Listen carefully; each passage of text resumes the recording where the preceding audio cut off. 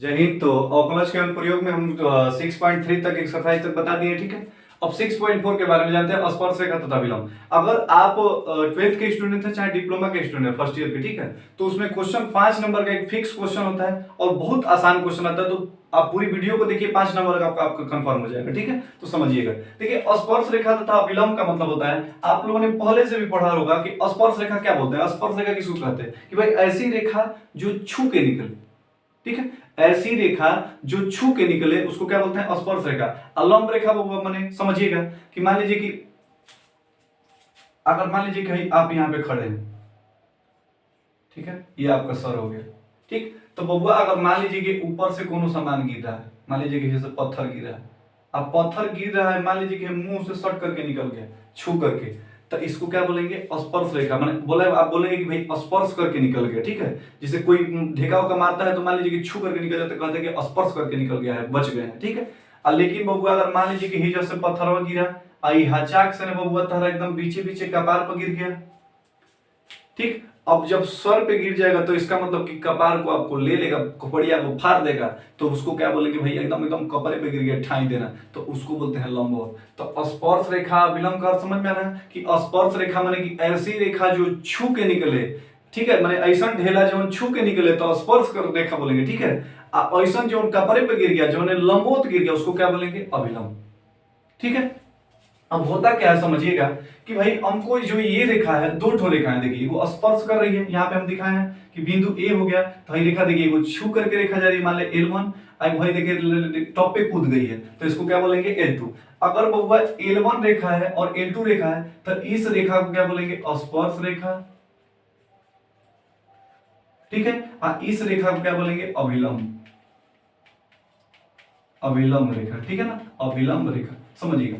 तो भाई हमको दो रेखा पता चल गई, एगो स्पर्श रेखा, एगो अभिलंब रेखा। तो भाई किसी भी अगर हमको कर्व का यानी किसी वक्र के किसी बिंदु पर अगर स्पर्श रेखा और अभिलंब रेखा का अगर हमको समीकरण निकालना हो तो हमको किसके प्रयोग करेंगे, अवकलज का प्रयोग, ठीक है।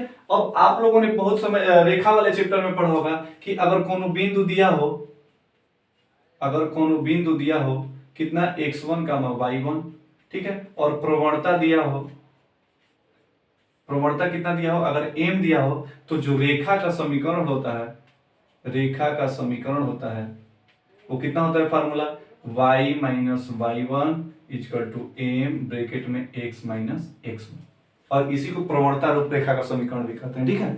हमने बोला कि अगर कोई बिंदु x1 y1 और प्रवणता m दिया हो, प्रवणता यानी स्लोप बोलते हैं, इसको ढाल भी बोला जाता है, ठीक है ना, ये ढाल, और m इक्वल टू कितना होता है, tan थीटा, आप लोगों ने पढ़ रखा होगा, ठीक है। तो जो अगर m आपको दिया हो तो फार्मूला कितना होता है, y minus y1 m bracket में x माइनस x1, ठीक है। अब समझिएगा, तो भाई अगर हमको इस ढाल के बारे में समझ में आ रहा होगा कि अगर अवकलज का अनुप्रयोग पढ़ रहे हैं, अगर हमको दो रेखाओं का समीकरण निकालना है, एक स्पर्श रेखा का, एक अभिलंब रेखा का, तो हमको प्रवणता की तो जरूरत पड़ेगी। और प्रवणता जो होता है वो किसी भी स्लोप को प्रदर्शित करता है, ढाल को प्रदर्शित करता है। और हमने एक वर्ड बताया था अवकलन, और अवकलन में भी हमने बताया था कि जब आप किसी भी फलन का y equal to f x का जब आप अवकलन करते हैं, dy अपन dx निकालते हैं, ये जो f डैश x आता है, तो यह किसको प्रदर्शित करता है कि y equal to f x जो फलन है इस कर्व के स्लोप को प्रदर्शित करता है। स्लोप का मतलब कि ढाल को प्रदर्शित करता है, ढाल का मतलब कि थीटा को प्रदर्शित करता है। अरे बात समझे, यानी अवकलन में अगर हम स्लोप को प्रदर्शित करते हैं तो बबुआ हॉइस ढाल और हॉई ढाल दोनों बराबर होती है। इसका मतलब कि किसी भी फलन का अगर आप y equal to f x दिया हो और dy अपन dx निकालते हैं, तो इस dy अपन dx को नाम दे देते हैं प्रवणता, प्रवणता या ढाल, या अंग्रेजी में बोलते हैं स्लोप। और slope m equal to dy upon dx equal to कितना हो जाता है, tan थीटा। आज तक आपने पढ़ा होगा कि m equal to tan theta, लेकिन m इक्वल टू कितना होता है, अगर y equal to f x का भाई अवकलन कर रहा है और अवकलन किसी भी स्लोप को प्रदर्शित करता है कर्व के, इसका मतलब कि dy अपन dx किसको प्रदर्शित करेगा, ढाल को, और m इक्वल टू कितना हो जाएगा, dy upon dx equal to कितना हो जाएगा, tan थीटा, ठीक। और इसका मतलब कि एक चीज आपको समझ में होगा कि भाई अगर स्पर्श रेखा के अगर समीकरण निकालना है तो स्पर्श रेखा का समीकरण कितना हो जाएगा, स्पर्श रेखा का, देखिए फार्मूला बिल्कुल आपको याद नहीं करना पड़ेगा ना, याद हो जाएगा, समझिएगा। अगर हम स्पर्श रेखा की समीकरण बोले तो y माइनस वाई वन, बोलिएगा m का मान कितना बोले हैं, m is equal to d y upon d x, तो वही हो जाएगा d y upon d x, और किसी बिंदु पे निकालेंगे x1 का मान y1, और कितना हो जाएगा x माइनस x1। ठीक है, अगर इसको आप नहीं भी लिखते हैं तो कोई दिक्कत नहीं है। हमने बोला कि भाई अगर स्पर्श रेखा का समीकरण निकालना हो तो कितना हो जाएगा, y minus y one d y upon d x, m के स्थान पे क्या रख देंगे, d y upon d x, और x माइनस एक्स वन। जो आप d y upon d x निकालते हैं वो किस पे निकालते हैं, जो बिंदु दिया होता है x1 और y1। ठीक है, लेकिन अगर हम यही आपसे पूछे कि अगर अभिलंब का समीकरण लिखना हो, अभिलंब रेखा का, तो ध्यान से समझिएगा, अभिलंब के लिए अभिलंब का समीकरण, ठीक है, अभिलंब का समीकरण क्या हो जाएगा, तो बोलिएगा अगर हमको इस रेखा की प्रवणता पता हो और अगर इसकी प्रवणता निकालना हो, तो आपको पता होता है कि जब दो रेखाएं एक दूसरे के लंबवत होती हैं तो उनकी प्रवणताओं का गुणनफल कितना होता है, -1। दो रेखाएं जब एक दूसरे के लंबवत होती हैं तो जो उनकी प्रवणताओं का गुणनफल होता है वो कितना होता है, m1 गुणे m2 बराबर -1। अगर ये देखा, देखिए एगो रेखा एगो पर लंबवत है, ठीक है, और एगो रेखा अगर एक दूसरी रेखा के समानांतर है तो जो उनकी प्रवणता होती है आपस में क्या होती है, बराबर। अगर दो रेखाएं आपस में समानांतर हो तो उनकी प्रवणताएं आपस में बराबर होती हैं, अगर लंबवत हो तो उनकी प्रवणताओं का गुणनफल कितना होता है, -1।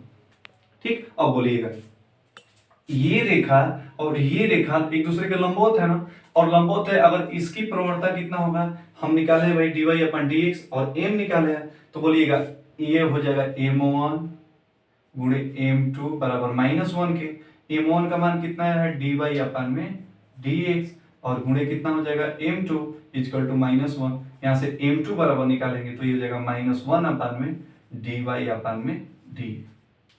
ठीक है, और रेखा के समीकरण का फार्मूला होता ही है y minus y one m bracket में x माइनस x1, बोलिएगा y माइनस वाई वन वैसे ही रहेगा, m का मान कितना निकल का है, -1 बटा में डी वाई अपन में डी एक्स, और है कितना हो जाएगा x माइनस x1। ठीक है, तो सिर्फ आपको याद करने का तरीका देखिए, इतना कहानी आपको बस हम इसलिए समझाएं कि आपको फार्मूला रटना ना पड़े। ठीक है, आप चाहें तो निकाल भी सकते हैं। स्पर्श रेखा का समीकरण कितना होता है, y माइनस वाई वन, सिर्फ m के स्थान पे क्या लिख देंगे, dy अपन dx। लेकिन अभिलंब का क्या हो जाएगा भाई, अभिलंब के लिए दो प्रवणताओं का गुणनफल -1 के बराबर होता है, तो इतना भी दिमाग में आ रहा हो तो बस यहाँ पे लिख देंगे -1 अपन में dy अपन में dx।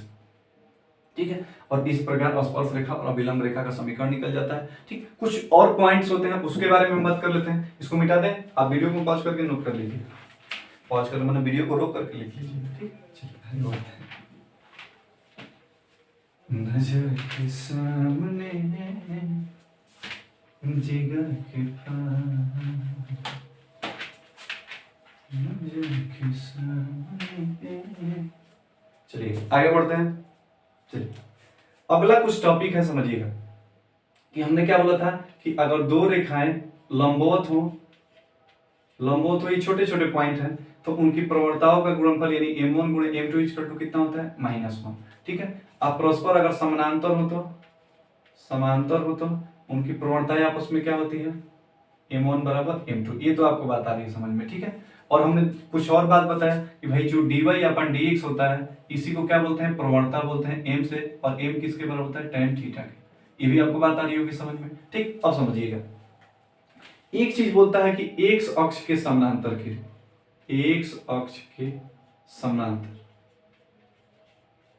ठीक है, पहला पॉइंट। और दूसरा बोलता है y अक्ष के समानांतर, y अक्ष के समांतर। ध्यान से समझिएगा।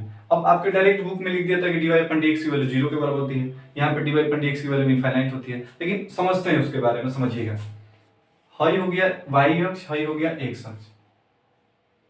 ठीक, समझिए, तो x अक्ष के समानांतर का मतलब कि भाई जो भी रेखा जा रही होगी इस x अक्ष के समानांतर होगी।